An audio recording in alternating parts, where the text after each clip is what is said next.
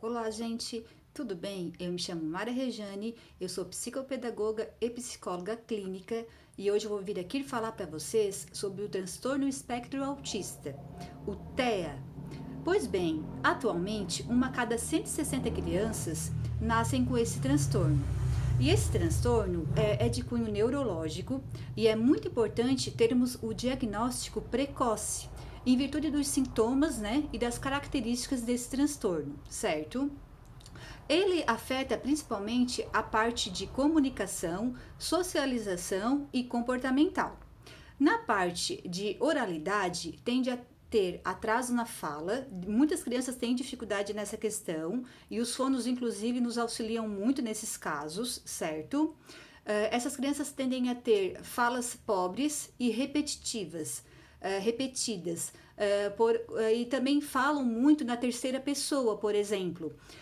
Por exemplo, uma criança que se chama Pedro fala, o Pedro quer, como se não fosse ele, sabe? Falando na terceira pessoa.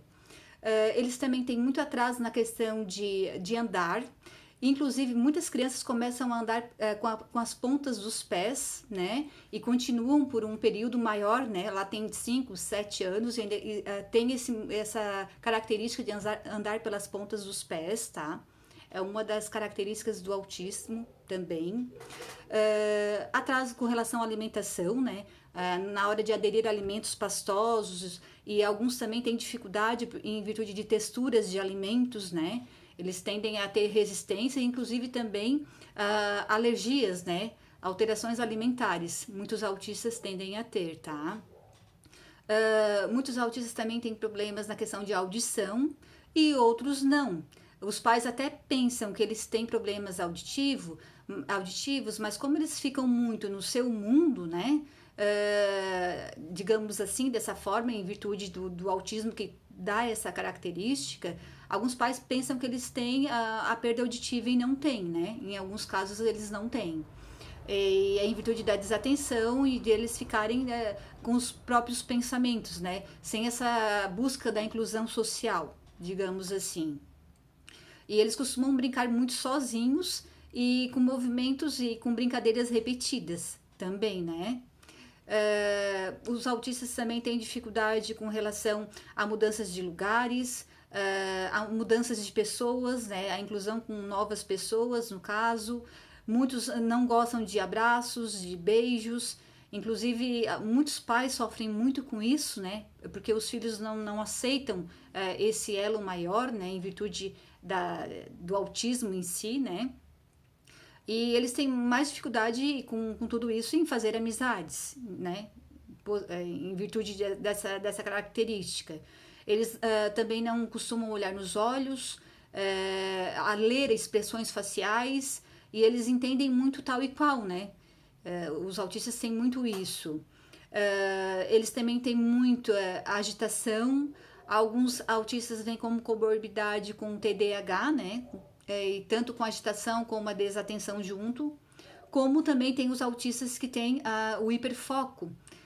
Muitos Aspergers têm essa característica, né, de hiperfoco, que quando eles gostam muito de algo, eles tendem a ser os melhores. Tem uns que são ótimos matemáticos, geógrafos, mas em contrapartida, muitas vezes não sabem lavar o seu cabelo sozinho, ainda que seja adolescente, por exemplo, né? Tem esse extremo, digamos assim. Tem a questão também de distúrbios do sono, distúrbios alimentares, como eu já citei, né? Distúrbios do sono, eles têm insônia, como eles também têm aquele sono leve, que acordam muito facilmente e acaba não descansando o cérebro, né? Digamos assim. E também tem características de toque em virtude das repetições, além de ter também os estereótipos, né, as estereotipias, que são os movimentos repetidos, os tiques, que acontecem muito nesses quadros, né?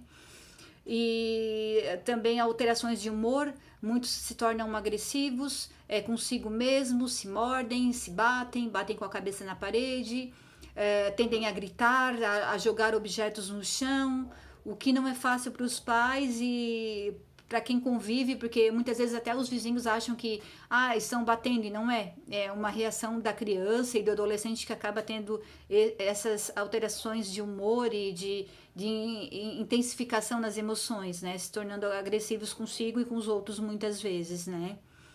Pois bem, eu trabalho com a terapia cognitivo-comportamental e essa abordagem é muito eficaz para casos de autistas, né, inclusive.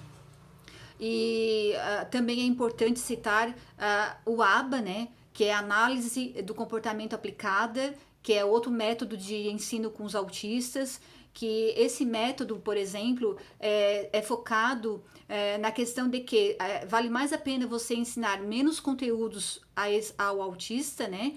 E ele aprender realmente e de forma eficaz, com menos erros possíveis, para registrar isso a nível cerebral, do que aprender muito e com erros, né?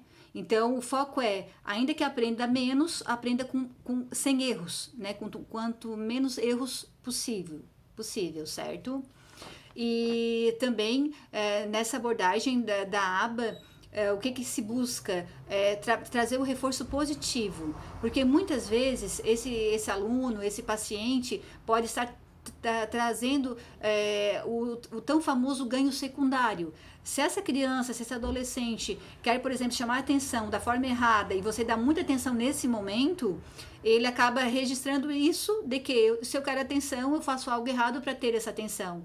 Então, nesses momentos, a gente tem que cuidar para não dar o ganho secundário para eles, né? E sim o reforço positivo quando eles acertam, quando eles fazem a coisa certa, certo? E assim, hoje a gente sabe que os autistas também são protegidos por lei, eles são incluídos também na lei de deficiência, como também tem a lei mais atual, que é a do Romeu Mion, né? Que tem até a carteirinha do autista, e vale, né, buscar os seus direitos, inclusive, né? Porque eles são pessoas especiais, né? Querendo ou não, eles têm essa característica, eles precisam de apoio. E assim, também vale lembrar que muitas pessoas, inclusive quando é autismo leve, existem muitos adultos que têm, são funcionais e nem sabem, tá? E a importância é que hoje em dia muitos adultos estão se descobrindo autistas e não sabiam que eram, certo? Pois bem, eu espero ter ajudado. Um forte abraço e até a próxima. Tchau, tchau.